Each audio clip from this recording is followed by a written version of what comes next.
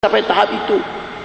Itu orang Melayu, orang Islam nampak peseng macam Tok Haji, sanggup lagi membunuh.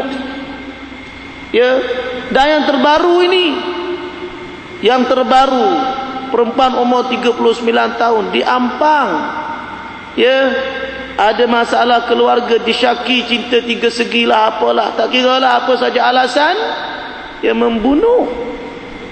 bunuh isteri. Dan itu yang disyakilah buat masa ini, sebab suaminya menghilangkan diri. Itu pun meragukan, kalau suami tak bersalah, kenapa tidak dilaporkan, tak serah diri pada polis. Dan setakat inilah, Masya Allah, polis ni pandai mengesan penjenayah. Sebab mereka tengok semua apa saja di lokasi pembunuhan itu. Kalau orang luar ada kesan pecah masuk, ini tak ada kesan pecah masuk, tak ada kesan pergelutan dan sebagainya. Jadi mereka boleh syak. Ini kecerdikan yang manusia, yang Allah Ta'ala berikan kepada manusia. Kemudiannya simpan dalam almari. Ya, ini semua orang yang buat jenayah ni jadi singkat akalnya. Itu bukan cara nak lupuskan jenayah, ya, tetapi nak beritahunya orang kita sekarang ni, orang Melayu. Dulu kita dengar bunuh-bunuh ni orang luar, pendatang yang memang banyak masalah. Ini orang Islam, orang Melayu. Melayu tak penting lah, yang penting Islam. Orang Islam, ya, menunjukkan betapa masyarakat kita makin hari makin rosak, makin hari makin rosak. Ini kesan daripada maksiat muslimin muslimat. Maksiat ni dia akan jadikan hati mati, dan orang akan buat apa saja dosa kerana hilang rasa takut kepada Allah Subhanahu wa ta'ala. Dosa ni dia rosakkan hati sedikit demi sedikit. Daripada dosa kecil dia akan buat dosa besar, daripada yang besar kepada lebih besar. Dan membunuh ni dosa yang sangat besar muslimin muslimat. Kalau orang yang ada akidah, dia tidak akan membunuh. Kalau orang yang ada akidah, dia tidak akan membunuh.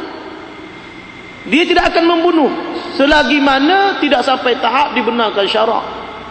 Kalau tahap dibenarkan syarak, memang kita boleh bunuh. Contohnya orang masuk rumah kita, dia merompak, kita boleh bunuh. Orang masuk rumah kita nak mencabul, kita boleh bunuh. Orang nak serang kita, kita boleh lawan. Sampai tahap bunuh boleh. Tapi tanpa sebab, ataupun hanya kerana nak marah, kerana dendam, memang dilarang oleh Islam. Kalau kita ada akidah, kita tidak akan membunuh. Cukuplah ayat dalam Quran, dalam surah An-Nisa.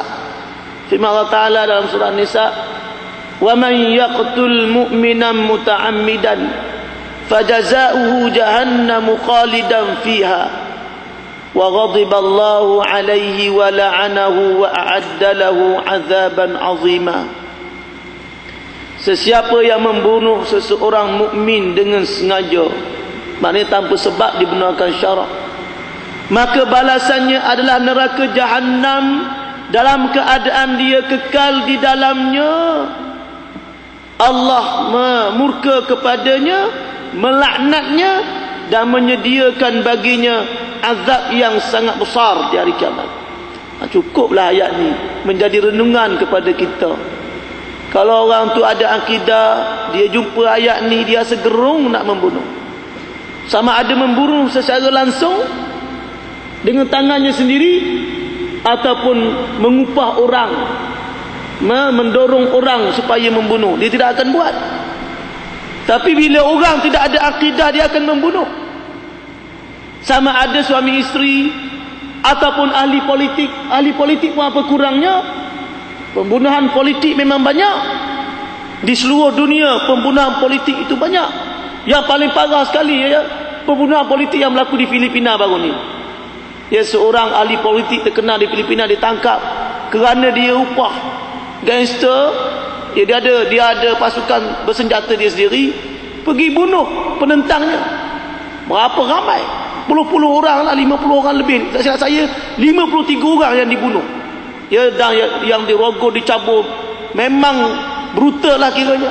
Memang keji dan kejam. Zaman moden ni macam masih ada cara macam tu. Itu yang berlaku di Filipina, terang-terangan.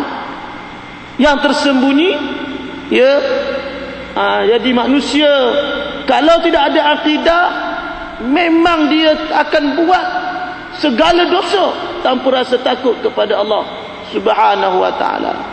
Jadi akidahlah cara yang paling baik nak terbiah manusia. Kalau kerajaan merintih, kata masyarakat makin teruk, gejala sosial makin banyak, caranya ada, cuma kita tak buat. Kembalikan semula rakyat Malaysia ini kepada agama Islam yang sebenar. Kembalikan mereka kepada agama Islam yang sebenar. Kerajaan pun sendiri kembali kepada Islam yang sebenar. Benda yang haram diharamkan dan dicegah. Benda yang disuruh oleh Islam kita suburkan. Dengan sendirinya masalah yang ada ini akan selesai. Tapi yang berlaku dalam masyarakat sekarang ni, dalam atas mimbar pun duk jerit-jerit jala-jala sosial, sebenarnya kita menjerit benda yang kita buat. Kita duk teriak marah benda yang kita sendiri buat. Orang yang berzina buang anak tu kita juga yang jadi pendorongnya. Hiburan-hiburan yang lucah banyak, majalah lucah banyak, kelucahan ada dalam televisyen, kelucahan ada dalam majalah, dalam akhbar, dibiarkan, diberi lesen. Rumah-rumah urut diberi lesen. Tempat-tempat perjudian yang siap dengan tempat-tempat maksiat dibiarkan. Ini semua punca kepada maksiat. Orang yang buat maksiat mula-mula daripada pertemuan, perduaan dan sebagainya, dia akan berzina. Bila berzina, automatik ataupun biasanya akan mengandung. Bila mengandung, itu jadinya buang anak. Jadi puncanya daripada kita sendiri. Bila kita tidak ikut hukum Allah, bila kita tak didik masyarakat dan diri kita sendiri supaya berakidah dan beramal dengan Islam, maka taklah bala kita dengan macam-macam masalah yang berlaku dalam masyarakat kita.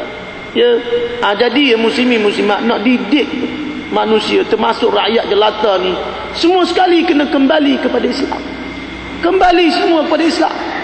Tidak ada cara lain, muslimin muslimat. Buatlah undang-undang yang sangat kejam sekalipun, manusia tak takut.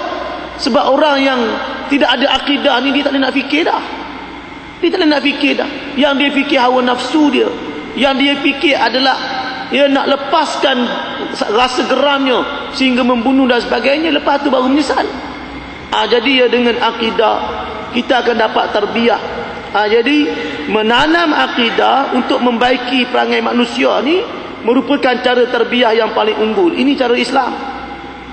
Ini kerana akidah mempunyai kuasa yang kuat dalam hati dan jiwa. Akidah memang ada kuasa yang kuat dalam hati, dalam jiwa manusia. Bila seseorang tu akidahnya betul, akidahnya kuat, maka hatinya kuat. Bila hati kuat, maka dapatlah dia pelihara dirinya daripada larangan-larangan Allah, dan dia buat perintah-perintah Allah. Sebab hati ni raja, muslimin muslimat, raja badan. Raja badan. Nabi sendiri sebut, inna fil jasadi mudghatan idza saluhat saluhal jasadu kullu wa idza fasadat fasadal jasadu kullu ala wa hiyal qalb. Ketahuilah, sesungguhnya dalam badan ada seketul daging yang apabila ianya baik, maka baiklah seluruh badan, dan apabila ianya jahat, ialah daging itu jahat, maka jahatlah seluruh badan. Ketahuilah, sesungguhnya ia adalah hati, kata Nabi SAW. Hati ni raja badan. Hati inilah yang perintah mata, yang perintah telinga, perintah mulut, perintah tangan kaki, perintah perut, perintah kemaluan untuk buat sesuatu. Hatilah. Kalau hati itu baik, dia akan suruh buat benda baik. Kalau hati jahat, akan suruh buat benda jahat. Dan maksiat pula, bila kita buat maksiat, dia serang hati. Maksiat ni serang hati. Tempat yang paling jujur dalam badan kita ni hatilah. Mulut boleh berbohong, tangan boleh sembunyi, tapi hati yang paling jujur. Kalau kita buat maksiat, hati kita akan terkesan. Buat dono ke tak buat dono ke, hati kita akan terkesan. Ya, sebab hati bila buat maksiat dia akan jadi hitam, sikit. Kalau tak bertobat dia makin hitam, sehinggalah jadi terselaput hati itu dengan maksiat sehingga tak nampak betul dan salah. Jadi hati kita. Jadi akidah ni dia akan bersihkan hati, kuatkan hati. Ya, dan bila hati kuat maka dia orang tersebut ada kekuatan nak ikut perintah Allah dan tinggal larangan Allah. Ia iaitulah akidah memberi kesan yang mendalam kepada perasaan sehingga kan tiada kuasa dan kesan lain yang mampu menyainginya. Tidak ada kuasa lain yang dapat menyaingi akidah. Inilah punca kekuatan Islam. Ya, zaman Nabi SAW dan zaman para sahabat, zaman kegemilangan Islam, kita semua dah tahu. Ya, peperangan-peperangan yang diharungi oleh orang Islam berat sebelah. Berat sebelah macam mana dari segi zahirnya Islam akan kalah. Ya, tentera kafir berlipat ganda. Sejak zaman Nabi lagi, dalam perang Badar sendiri, orang kafir 1000, orang Islam 313. Ya, dia orang kafir 2 kali ganda orang Islam. Menang. Dalam perang Uhud, ya, dalam perang Uhud tentera kafir juga macam tu juga. 3,000 orang Islam 1,000, nisbahnya sama juga. Ya, 1 nisbah 3. Ya, sepatutnya boleh menang tapi kita kalah dalam perang Uhud sebab Tuhan nak ajar kita. Begitu jugalah seterusnya dalam perang Khandaq. Ya, orang Islam lebih ramai, orang kafir lebih ramai. Orang kafir lebih ramai. Ya, di zaman para sahabat dalam perang Qadisiyah, orang Islam sedikit. Ya, 30,000, orang tentera kafir 100,000. Ya, tetapi dengan izin Allah boleh menang. Sebab apa muslimin-muslimat? Kerana akidah orang Islam masa tu masya-Allah sangat hebat. Walaupun bilangan kurang, tenteranya kurang, senjatanya kurang, ya, orang kafir lebih hebat, tetapi dengan semangat iman yang sangat tinggi boleh menang orang Islam. Tapi bila akidah terpesong sedikit, tak menang. Ya, bila akidah terpesong sedikit. Kalau dalam perang Uhud bukan masalah akidah, masalah ketaatan kepada Rasul, terjejas. Rasulullah kata, wahai pemanah, jangan kamu tinggalkan bukit ini apa sahaja selagi aku tak perintah. Apa sahaja berlaku, jangan tinggal. Ya. Lalu bila dah mereka tengok orang kafir lari, tinggalkan ghanimah kat bawah, ya, tentera-tentera duk pungut yang atas tu rasa nak juga ghanimah tu, turun. Tinggal ketuanya saja yang kata jangan turun, Rasulullah larang, mereka turun juga. Lalulah mereka dikalahkan oleh Allah. Itu masalah kepatuhan baru tu. Tetapi memanglah ada kaitan dengan akidah juga, tapi secara kasarnya sebab kepatuhan. Dalam perang Hunain pun sama. Orang Islam kalah kerana akidah. Kerana dalam perang Hunain, masa perang Hunain ini berlaku selepas pembukaan kota Mekah. Orang kafir dah pakat masuk Islam ramai-ramai. Dan bila perang Hunain ni, tentera Islam sangat ramai. Sebab orang Islam dah ramai jumlahnya sejak daripada pembukaan kota Mekah. Jadi orang Islam dalam perang Hunain akidahnya terjejas sekejap, lalai sekejap. Rasa bilangan ramai, kita akan menang dengan bilangan kita. Lalu Tuhan ajar kalah. Itu. Ini Tuhan sebut dalam Quran.